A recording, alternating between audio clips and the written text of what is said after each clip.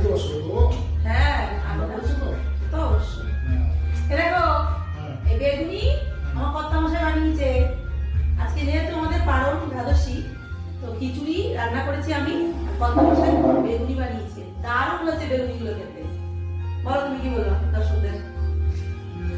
দর্শকদের এই বলবো যে খিচুড়ি খাচ্ছি আমরা, বেগুনি আছে, এরপরে আরো একটা স্পেশাল জিনিস আছে, সেটা এখন বলবো না, হ্যাঁ সেটা ভিডিওতে পরে বলবো আমি।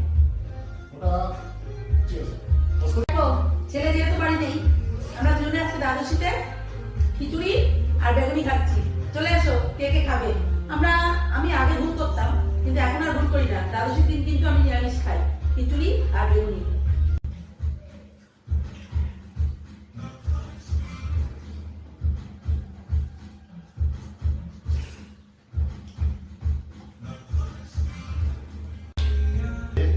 সবাই ভালো থাকবেন।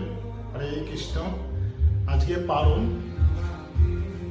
দেখো আমার এটা আজকে পারণের প্রসাদ। আজকে আমার ছেলেটা খুব ভালোবাসে, কিন্তু ছেলেটা বাড়িতে তো নেই, হ্যাঁ ওই জন্য সকাল থেকে এইভাবেই আছে। হ্যাঁ মন খারাপ করছে আমার, কেন ছেলেটা বাড়ি থাকলে এই প্রসাদটা পুরো খেয়ে নিতে, হ্যাঁ সম্পূর্ণ